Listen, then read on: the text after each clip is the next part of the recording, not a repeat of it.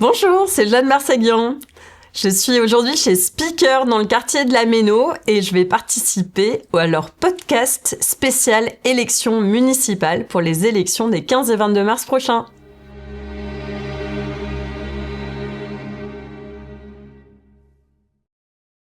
Bonjour à toutes et à tous. Dans ce nouvel épisode de Speaker Podcast, nous recevons aujourd'hui la candidate écologiste aux élections municipales 2026, à savoir Madame Jeanne Marseguian. Bonjour Madame. Bonjour. Alors aujourd'hui, nous allons traiter des questions tournant notamment autour de sujets concernant la jeunesse et les quartiers. Donc commençons avec la première question. Après 6 ans à la tête de Strasbourg, quel regard portez-vous aujourd'hui sur votre bilan global?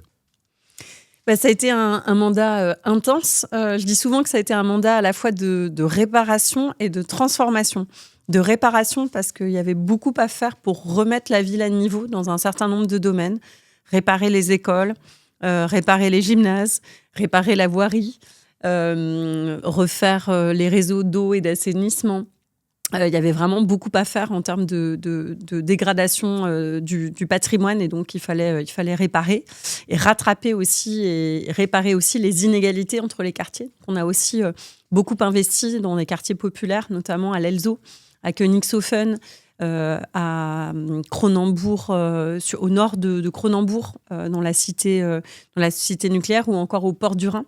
Des quartiers dans lesquels il fallait investir et sur lesquels on a investi massivement. Il faut continuer de le faire et il faut le faire dans d'autres quartiers. Et ça a été aussi un mandat de transformation parce que j'avais annoncé en 2020 la nécessité d'adapter notre ville au changement climatique, au climat qui change déjà. C'est les périodes de canicule comme celle qu'on a connue l'année dernière au mois de juin. On s'en souvient, il faisait plus de 40 degrés pendant des jours.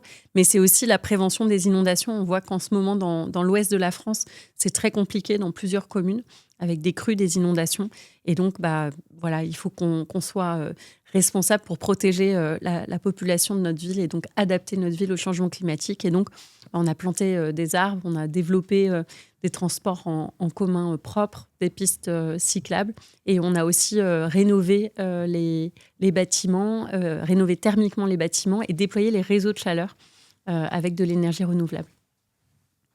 Merci pour votre réponse. Est-ce qu'avec ce bilan, vous pouvez nous dire quelle est la mesure dont vous êtes la plus fière ? Il y en a plusieurs, évidemment. Je suis très fière de ce qu'on a fait dans les écoles globalement, parce qu'il y avait vraiment besoin d'investir. Et donc, c'était à la fois les cours d'école végétalisés, qui ont eu beaucoup de succès, qu'on a fait aussi avec les enfants, les rues scolaires, la mise en sécurité, en accessibilité des écoles. Mais je pense spontanément, puisqu'on parle jeunesse aujourd'hui, à la gratuité des transports pour les moins de 18 ans.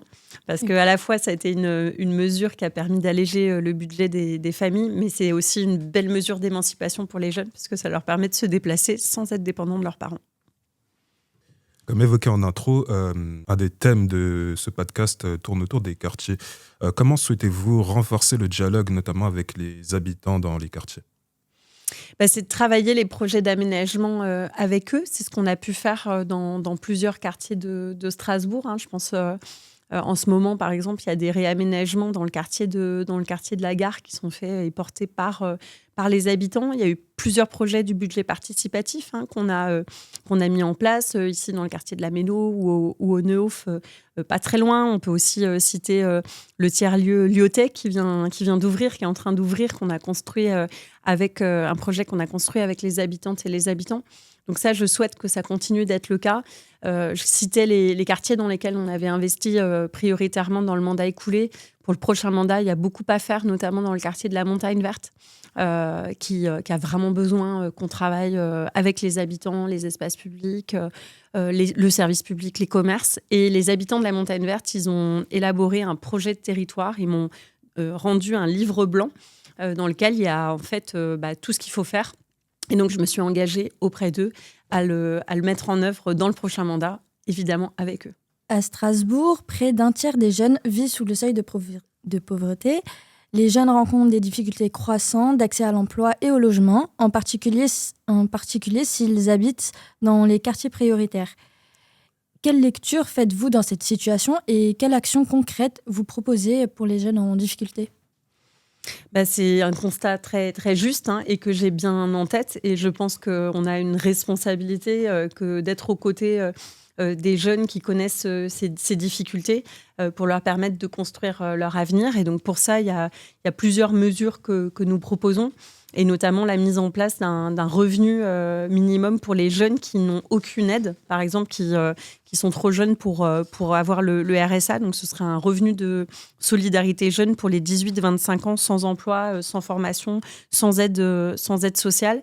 On souhaite aussi mettre en place des gratuités, des transports pour les jeunes de moins de 25 ans qui n'ont pas de ressources.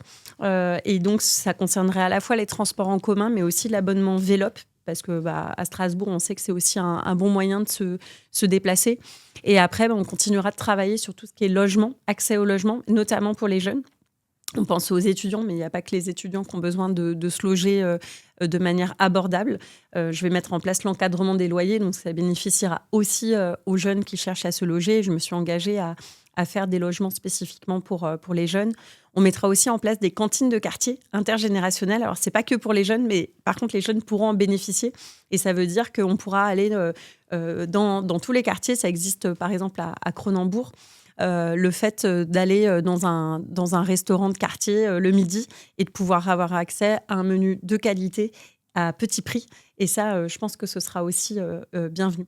D'une manière générale, juste pour finir, on souhaite mettre en place un centre de ressources pour les jeunes, pour les moins de 30 ans, qui soit vraiment une sorte de guichet unique de toutes les démarches à faire en matière d'accès à l'emploi, d'accès au logement, d'accès à la santé, aux soins, et aussi tout ce qui est bien sûr culture et sport, parce que même quand on connaît des difficultés sociales, il faut qu'on ait accès à tous les services publics, et la culture et le sport notamment.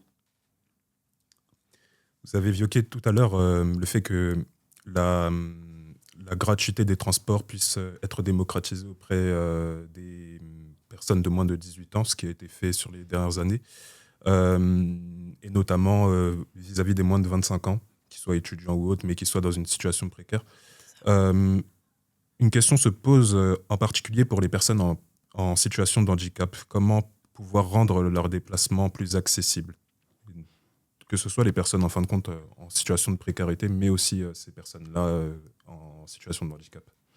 C'est vraiment faire de Strasbourg une ville accessible. Et quand on parle de handicap, il y a bien sûr les handicaps visibles et notamment les personnes à mobilité réduite, mais il y a aussi les handicaps invisibles ou les troubles psychologiques ou mentaux. On a d'ailleurs ouvert dans ce mandat une maison de la santé mentale pour aussi déstigmatiser, lutter contre les préjugés, contre les personnes porteuses de handicaps psychiques ou mentaux. Et donc, je pense que ça passe bien sûr par une politique volontariste de formation de tous les agents et agentes de la ville de Strasbourg, mais aussi de la manière dont on permet, avec un conseil de l'accessibilité, on permet aux personnes directement concernées de donner leur avis sur les politiques publiques et sur les services publics. Donc, une des mesures qu'on propose pour le prochain mandat, c'est la mise en place de ce conseil de l'accessibilité. Pour finir, j'ai une question qui concerne la culture et les loisirs. Comment vous comptez rendre davantage accessible la culture et les loisirs dans les quartiers ? Alors, il y a une mesure que j'aime beaucoup qui s'appelle le droit aux vacances pour toutes et tous, parce qu'on sait que dans différents quartiers de Strasbourg, il peut y avoir des familles qui n'ont pas forcément les moyens de partir en vacances l'été. Donc, c'est de proposer des séjours pour les enfants, mais ça peut être aussi des séjours pour des aidants familiaux, par exemple. On parlait tout à l'heure de personnes en situation de handicap. On peut parler aussi des aidants familiaux qui ont besoin de séjours de répit. On peut parler des seniors isolés. Et donc, ce droit aux vacances pour tous, il permettra d'organiser des séjours à l'extérieur de Strasbourg. Et donc, je trouve que c'est une belle mesure. Et ensuite, sur la question de la culture et du sport, c'est ça ? Des loisirs, oui, et de la culture, c'est ça. Donc, ça fait partie...